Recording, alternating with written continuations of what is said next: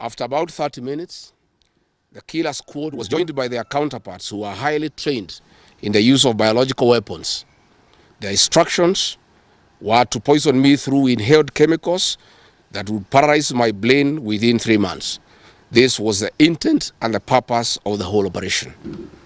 My team and I sought alternative routes as guided by the deployed security personnel, majority of whom are our supporters and opposed to what is going on.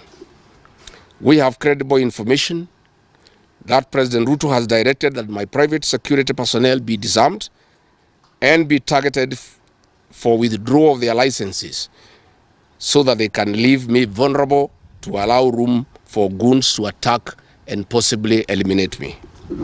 President William Ruto has expressed ungovernable anger that the state-sponsored goons are being overpowered by my private security personnel who are licensed gun holders.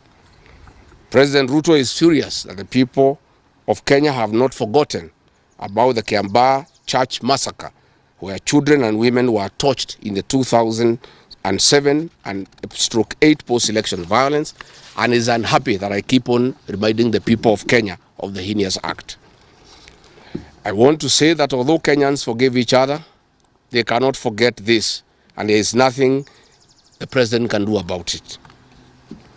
The president was also utterly livid that I exposed his grabbing of 5-acre piece of land inside Gong Forest, where he intends to put a private hotel. About my statement on post-election violence, this was a precautionary statement and not incitement. It is based on historical facts and past electoral experiences of 1992, 1997 and 2007 controversial elections, that we must have a free and fair election in 2027. It is my civic duty as a leader to remind IEBC, all agencies and institutions charged with election management, that they must deliver free, fair, verifiable and credible election. I have heard the CS Interior and other pretenders to the throne claim that they will not allow political violence. I urge them to walk the talk. Since November 2024, political violence of great magnitude has been meted on me, my family and my supporters. Not a single case has been prosecuted. For instance, on 28th November 2024, at a solemn funeral service in Limuru, Kiambu County, I was attacked by organized criminal gangs and a police escort. On 28th December 2024 in Shamata, Nyandarua, an inspector of police flanked by criminal gangs threw tear gas canisters at me. On 23rd March 2025 at ACK St. Peter's Cathedral in Nyeri, my convoy was attacked at a church compound by a known criminal gang and a police escort. On 29th March 2025 in Naivasha town, we were attacked by the police. On 6th April 2025 at a church service in Mwiki, PCA, hooded goons attacked us inside the church. We dismiss with contempt the loose talk by CS Interior that during the DCP party unveiling, where goons dared to cause chaos were fighting for handouts from us. These were state-sponsored, but fortunately, they were overpowered by security personnel and supporters. The CS has given instructions that instead of arresting the said goons, they disarm my security personnel to give goons free access to me and my supporters in future occasions. Let it be known that our party, DCP, has organic support, and we do not pay supporters to attend our meetings the way the government is doing to people to attend their meetings. Finally, let me assure the planners of this violence that you will not stop the cause of the people of Kenya. The one-term movement and the DCP party popularity will not be stopped and will not be slowed down. The cause to liberate Kenya is not about Rigathi Gachagua. All the leaders with me. Wasting time and resources to stop me is a zero-sum game. The people of the Republic of Kenya have said that lies must stop, roads must be built, corruption must stop, abductions and extrajudicial killings must stop, education and health systems must work. They are some of the things that are making the people of Kenya restless. We are putting our supporters on high alert that they have the right to express their frustrations if injustice is meted on us. My supporters and I will not be cowed or intimidated by the use of the criminal justice system to manage politics. The drama of waylaying us on roads should be stopped. If the government knows that I have committed a crime known under the laws of Kenya and identified in the penal code, they know all my homes. And I'm here. They know my Wamanyoro home. They don't need to waylay me on the road. Let them just come here, and if we have committed a crime, they can come and arrest me and take whatever action that they want to take. That is the end of the statement. Iko swali? Yes. Yes. Have you been summoned by maybe any investigative agency? There are concerns that maybe you've snapped some stuff. I have not been summoned by anybody, and I'm waiting if there is any summon.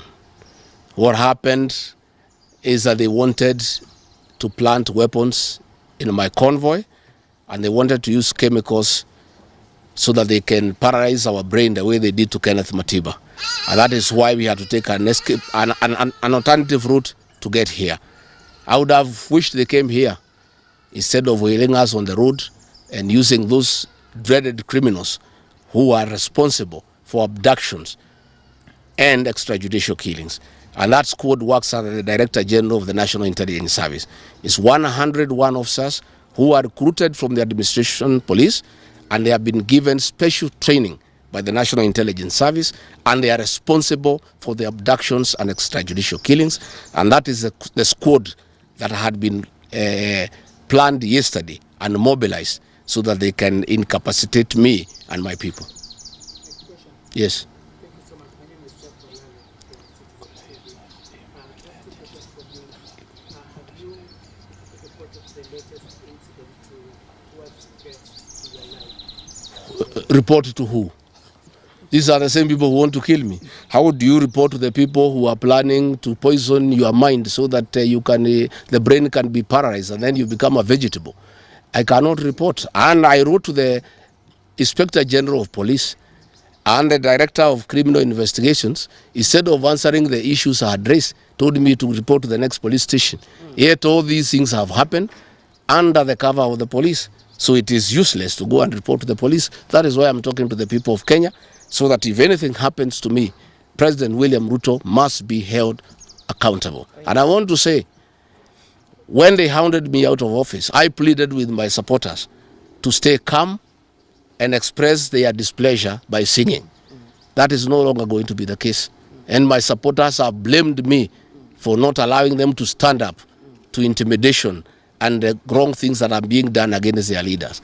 Therefore, our supporters are on high alert, and they will be part of the leadership and ourselves who will be resisting impunity and intimidation by William Ruto and the government. Oh, yes. You've been on record in church in Gachagua yesterday saying you were misquoted. But in that particular show, you also had stating that should the elections be rigged in 2027, then it's going to be worse than how it was. I didn't say I was misquoted. I said the interpretation is wrong. People are not interpreting what I said correctly. Mine is a cautionary statement. And history is very important.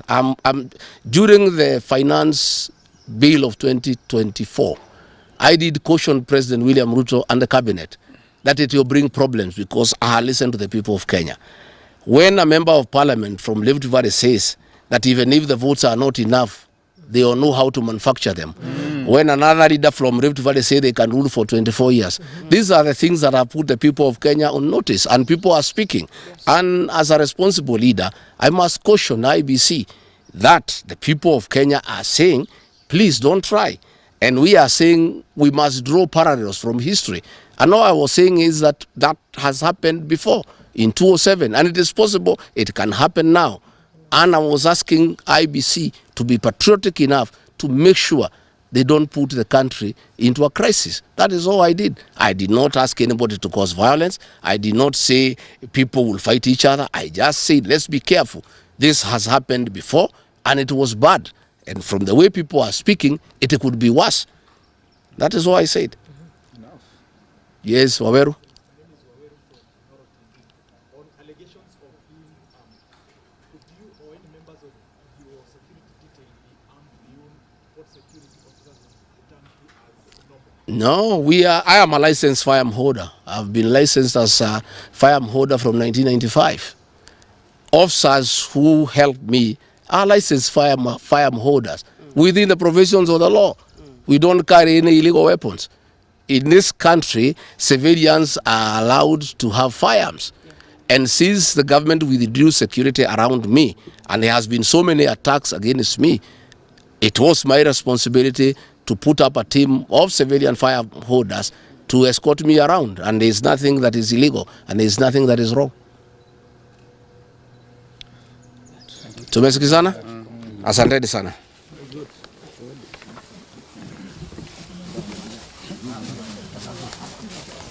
Karungo.